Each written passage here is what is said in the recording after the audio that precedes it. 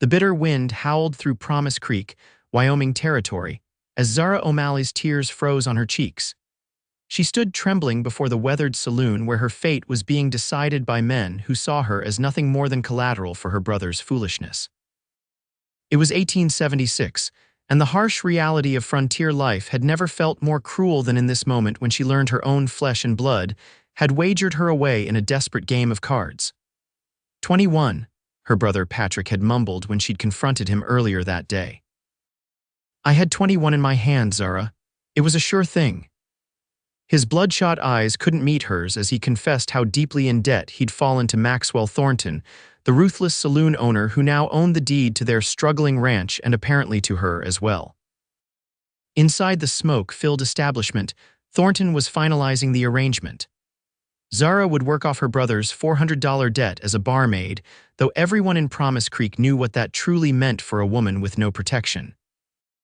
At 23, Zara had managed to maintain her dignity despite the hardships that had befallen her family after their parents' deaths 3 years prior. Now, that dignity was to be stripped away along with everything else.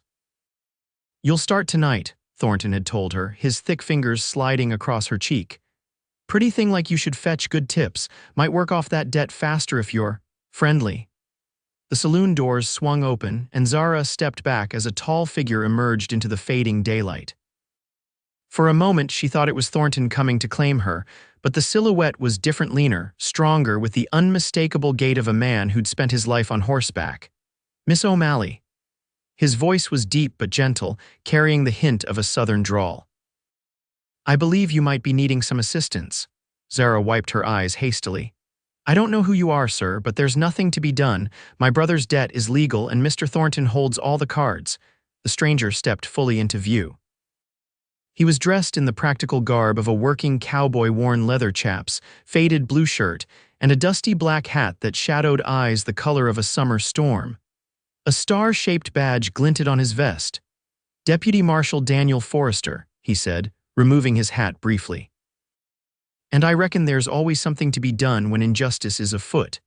Zara shook her head, unwilling to hope.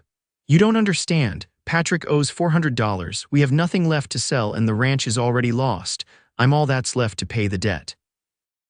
Deputy Forrester's jaw tightened. No person can be sold to pay another's debt, Miss O'Malley. Not in this territory, not anywhere in this nation. Not since we fought a war to settle that matter. Tell that to Thornton, she whispered, glancing fearfully at the saloon door. Oh, I intend to. The deputy replaced his hat and offered his arm. But first, let's get you somewhere safe. The boarding house run by the widow Cooper stood at the quieter end of Promise Creek's Main Street. It was a humble 2-story structure with gingham curtains in the windows and the scent of fresh bread perpetually wafting from the kitchen.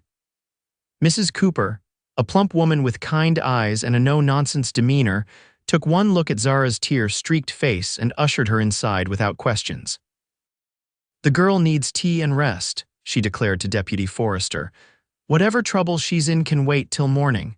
The trouble won't wait, I'm afraid, he replied, removing his hat as he stepped into the parlor.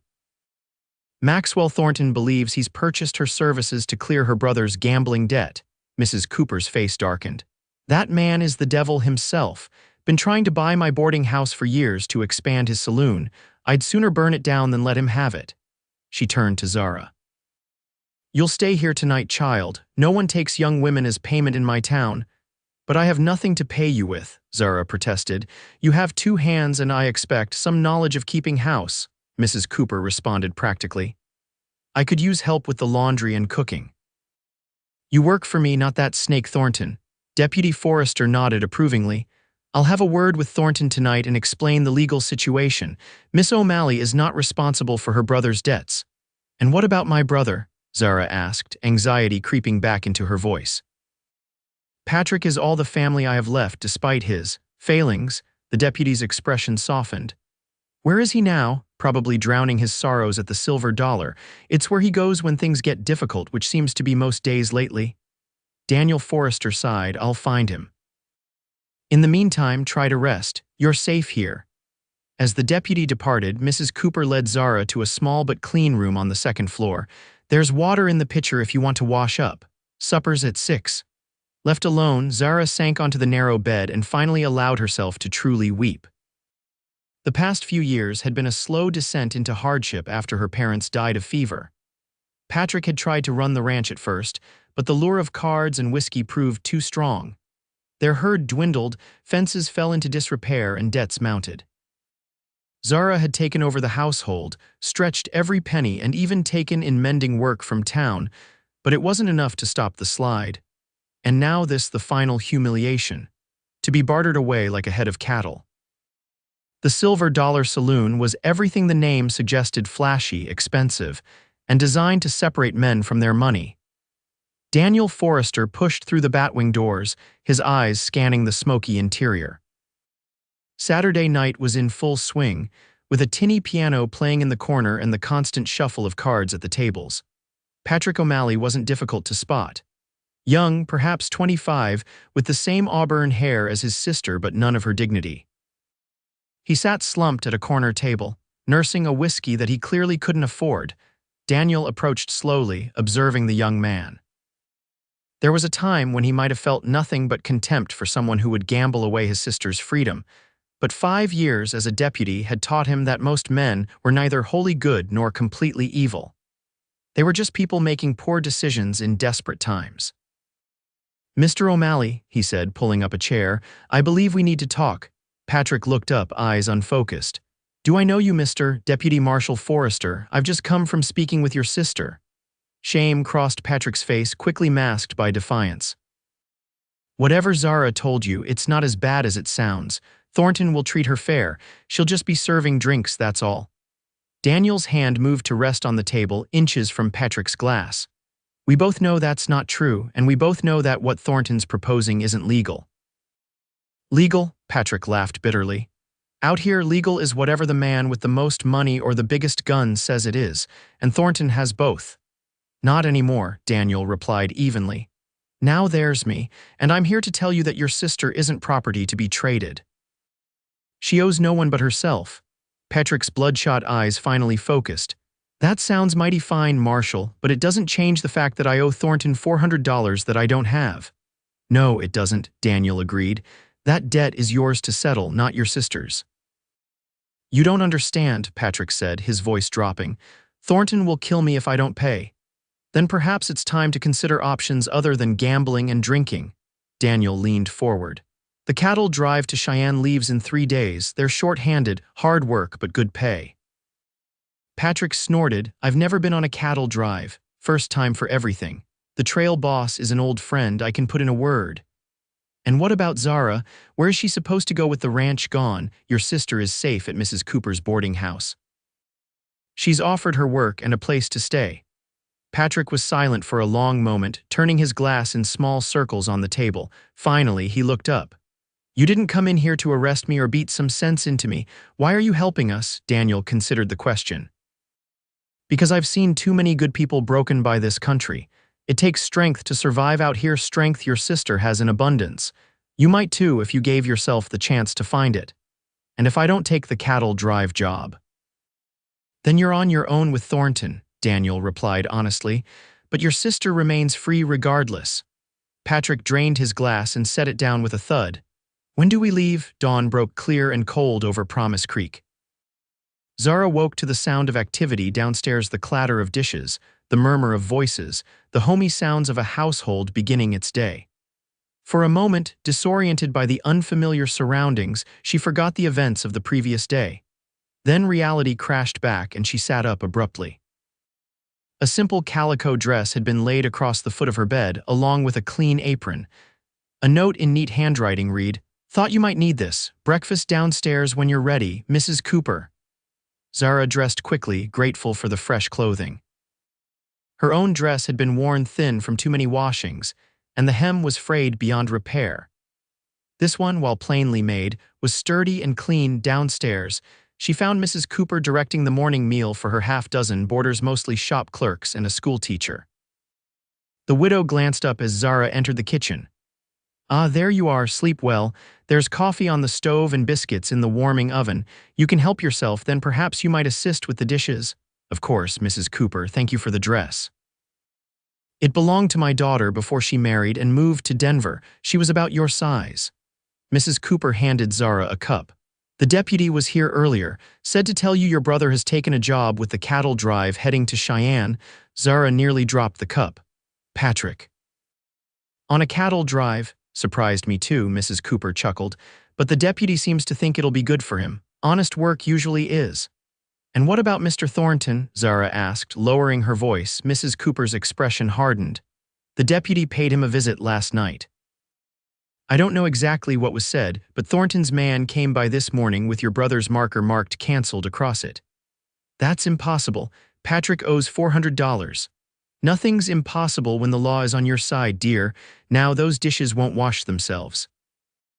As Zara helped with the morning chores, her mind kept returning to the mysterious deputy, Daniel Forrester. There had been something in his storm-gray eyes, compassion, yes, but also a kind of quiet strength that made his promises seem unbreakable. She wondered what he had said to Thornton, how he had managed to resolve a situation that had seemed so hopeless. Her answer came that afternoon when the man himself appeared at the boarding house door. He looked different in the daylight, younger than she'd first thought, perhaps 30, with lines at the corners of his eyes that spoke of squinting into the sun and distance. "Miss O'Malley," he said, hat in hand, "I hope I find you well today." "Much better, thank you," she replied, suddenly conscious of her work-reddened hands and simple dress. "Mrs. Cooper told me about Patrick. I can hardly believe he agreed to go on a cattle drive." "Sometimes men surprise you," Daniel smiled. "I saw him off this morning. The trail boss is a good man." "Hard but fair. Your brother will learn a lot." Mrs. Cooper also said something about my brother's debt being canceled. "How is that possible?" Daniel glanced around the busy front parlor. "Perhaps we could speak somewhere more private, Mrs. Cooper, overhearing, shooed them toward the small garden at the back of the house. "Take the bench by the apple tree. No one will disturb you there." The garden was showing the first signs of spring, with tiny green shoots poking through the newly thawed soil. The apple tree was still bare, but the bench beneath it offered a measure of privacy. "I spoke with Thornton last night," Daniel began once they were seated. "Explained that human bondage is illegal in this territory and that if he persisted in his claim against you, he would face serious charges." Zara shook her head in disbelief. "And he simply accepted that. Mr. Thornton is not known for his reasonable nature." "Well," Daniel admitted, "I might have also mentioned that, as deputy marshal, I would be obligated to investigate certain rumors about the origin of some of the livestock he's been selling lately. Cattle with brands that appear to have been altered tend to attract the attention of the law." "You threatened him," Zara said, not sure whether to be grateful or alarmed. "I reminded him that the law works both ways. If he expects protection for his legitimate business interests, he can't selectively ignore the laws he finds inconvenient." "What about Patrick's debt?" Daniel hesitated. "Your brother still owes the money, but I've arranged for him to pay it in installments from his cattle drive wages. First payment was made this morning from an advance on his salary." Zara's eyes widened. "Patrick received an advance. And he used it to pay Thornton instead of spending it on whiskey. As I said, sometimes men surprise you," Daniel smiled. "Especially when properly motivated. By what? The threat of facing Thornton again, by the desire to be worthy of the family he still has." Daniel's gaze was direct. "I told him how you stood in the cold outside that saloon, ready to sacrifice everything to protect him, even after he'd betrayed you so completely. It made an impression." Zara looked away, unexpectedly moved by the thought that her brother might still care what she thought of him. For years, it had seemed that Patrick was lost to her, drifting further away with each passing day. "Thank you," she said simply, "for helping us both. It's my job to uphold the law, Miss O'Malley. I think we both know you've gone well beyond your official duties, Deputy." She met his eyes again. "Why?" Daniel was quiet for a long moment, looking out at the garden. "I came west after the war," he finally said. "Saw too much death, too much suffering, thought I was leaving it all behind. But I found different kinds of battles being fought out here, not with armies, but with greed and desperation and the harsh land itself." He turned back to her. "Every now and then, you get a chance to fight on the right side of one of those battles. Couldn't pass that up." Something in his voice, a note of hard-won wisdom, made Zara wonder about the man behind the badge. "You're not from around here originally, are you?" "Virginia," he answered. "My family had a small farm there, nothing grand, but it was home. And now home is wherever I hang my hat." He smiled, but Zara caught a flicker of loneliness in his expression. "The territory keeps me moving, lots of ground to cover, not many lawmen to do it. It must be difficult," Zara said softly, "always being on the move, never putting down roots." "It has its moments," Daniel admitted. "But it suits me, or it did." He seemed about to say more, then checked himself. "I should be going, just wanted to make sure you were settling in all right." As he rose to leave, Zara impulsively reached out and touched his arm. "Will you come back before you move on to your next assignment?" Their eyes met, and something electric passed between them, a connection that startled them both. "Yes," he said simply, "I will." The weeks that followed settled into a rhythm for Zara. The work at Mrs. Cooper's boarding house was demanding but satisfying.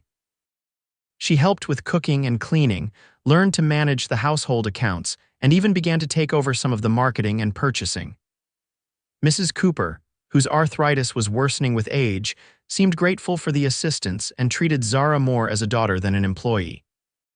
Promise Creek began to feel like home in a way that surprised her. After years of isolation at the struggling ranch, Zara discovered she enjoyed the small town bustle, the regular customers at the general store who greeted her by name, the church socials on Sunday afternoons, the simple pleasure of having neighbors within calling distance. And then there was Daniel Forrester. True to his word, the deputy returned to Promise Creek regularly.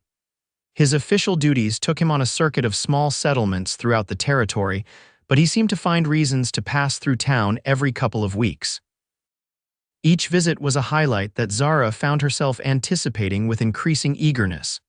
Their friendship grew slowly, built on shared conversations on the boarding house porch or walks along the creek that gave the town its name. Daniel was a good listener, drawing out Zara's hopes and dreams with genuine interest. In turn, he gradually shared more about his own past, his childhood in Virginia, his reluctant service in the Confederate Army, and the difficult years afterward when he'd wandered west seeking redemption in a land that didn't care about which side he'd fought for. "I was angry for a long time," he told her one evening as they sat watching the sunset from the small footbridge over Promise Creek. "Angry at the world, at God, at myself. Took to drinking for a while, then fighting. Probably would have gotten myself killed if Sheriff Ellis hadn't thrown me in jail one night and offered me a deputy's badge the next morning." "Why would he offer a job to someone he'd just arrested?" Zara asked. Daniel smiled ruefully. Said he recognized a man who needed direction more than punishment. Said I fought like someone who still cared about right and wrong, just couldn't figure out which was which anymore. He sounds wise. He taught me everything I know about being a lawman. Died 2 years back. Heart gave out while he was tracking a horse thief. Found him still in the saddle, reins in his hand. Daniel's voice softened with memory. That's how I want to go, doing my duty right up to the end. Zara shivered slightly, not liking the thought of Daniel dying, even in some distant future. Surely there's more to life than duty, though. He looked at her then, really looked at her, and Zara felt the weight of his gaze like a physical touch. "There is," he said softly. "I'm beginning to remember that." In late April, a letter arrived from Patrick. The cattle drive had reached Cheyenne successfully, and he'd been offered a permanent position with the outfit. His handwriting, usually careless, was clear and deliberate as he described the work and the men he'd met.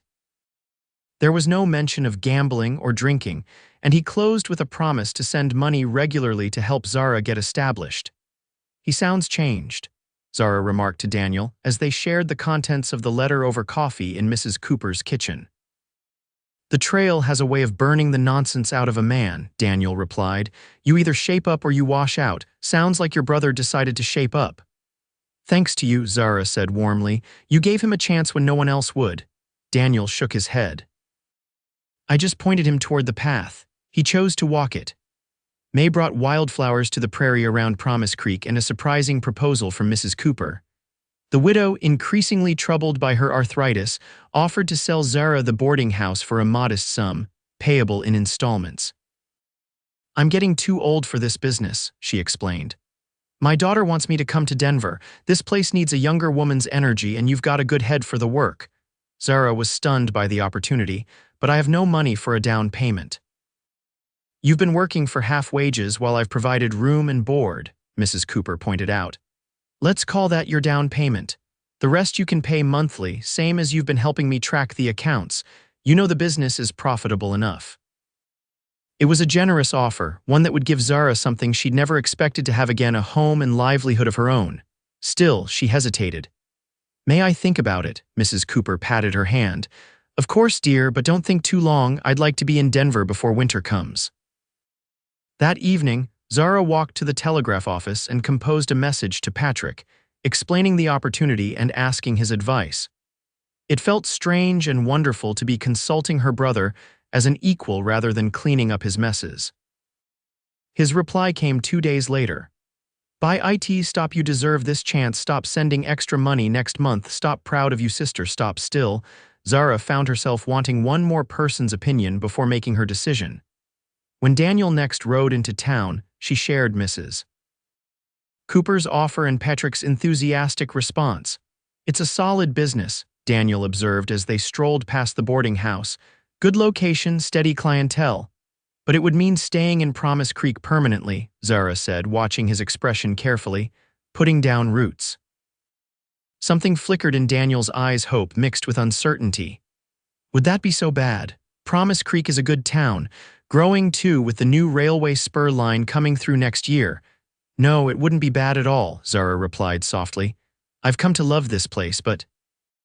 She hesitated, gathering her courage. I wonder if there's enough here to keep me happy in the long term. Daniel stopped walking and turned to face her directly. What would it take to make you happy in the long term? The moment stretched between them, fraught with unspoken possibilities. Zara took a deep breath. I think you know, Daniel. His hand reached for hers, strong fingers entwining with her smaller ones. I've been thinking about making some changes myself, he said, his voice low and serious. Sheriff Miller over in Laramie is retiring end of summer. He's recommended me as his replacement. Laramie, Zara's heart sank slightly. That's quite a distance from here. About 50 miles, Daniel agreed.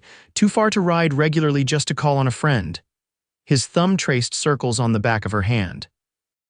But not too far for a man to visit his wife if she needed to stay in Promise Creek to run her boarding house. Zara's breath caught. Daniel, are you asking you to marry me? Yes, I believe I am. His smile was tender but nervous. Not very romantically, I'm afraid. Joy bubbled up inside her, bright and unexpected.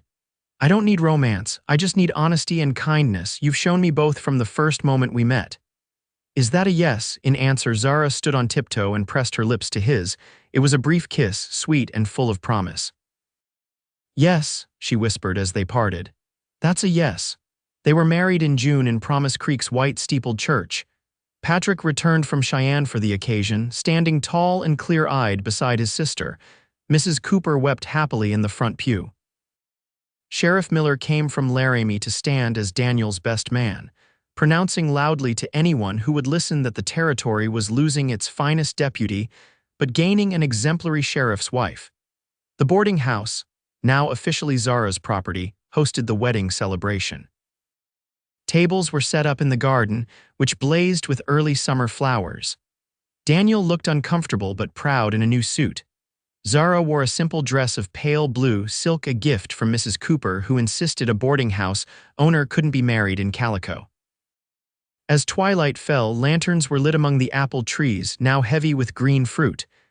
Daniel found Zara standing alone for a moment, watching the festivities with a contented smile. Happy, Mrs. Forrester? He asked, slipping an arm around her waist. More than I ever thought possible, she replied, leaning into him. If someone had told me 6 months ago that my brother's gambling debt would lead to all this, I'd never have believed them. Daniel chuckled. Life has strange ways of leading us where we need to go. Even when the path seems darkest, Zara turned in his arms to face him. I've been thinking about our arrangement, me running the boarding house here while you sheriff in Laramie. Having second thoughts, Daniel asked, a flicker of concern crossing his features. No, but I've had an idea. Mrs. Cooper mentioned that Laramie is growing rapidly with the railway expansion. She thinks it could use a good boarding house. Daniel's eyes lit with understanding. You're thinking of selling this place and starting fresh in Laramie? Not selling, Zara corrected. Mrs. Cooper's niece is interested in taking it over. She's a widow too, with experience running a similar establishment in Cheyenne.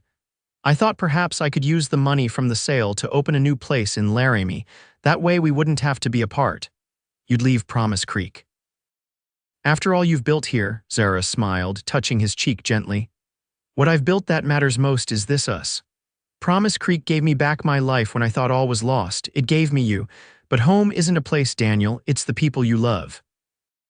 Daniel pulled her closer, his eyes suspiciously bright in the lantern light. How did I get so lucky? You stopped in front of a saloon one cold evening and told a frightened woman that she owed no one but herself, Zara answered simply. And in doing so, you gave her the freedom to choose her own path. I choose you, Daniel Forrester. I choose us. As the music from the celebration drifted through the garden, Daniel lowered his lips to hers, sealing their future with a kiss that promised forever. In October of that year, the Forresters opened the Laramie Welcome House, a comfortable establishment catering to respectable travelers and long-term boarders. Sheriff Forrester maintained his office in town, but was known to take his meals at his wife's table whenever possible. The couple became fixtures in Laramie society, respected for their fairness and generosity. Patrick O'Malley eventually became foreman of the cattle operation he joined, sending regular letters and occasional visits to his sister and brother-in-law.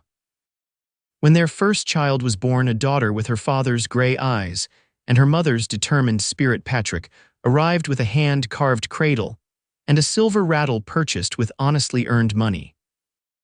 And sometimes, on quiet evenings when the boarding house guests had retired and their daughter was asleep upstairs, Daniel and Zara would sit together on their front porch, hands entwined, marveling at how a moment of desperation had transformed into a lifetime of joy.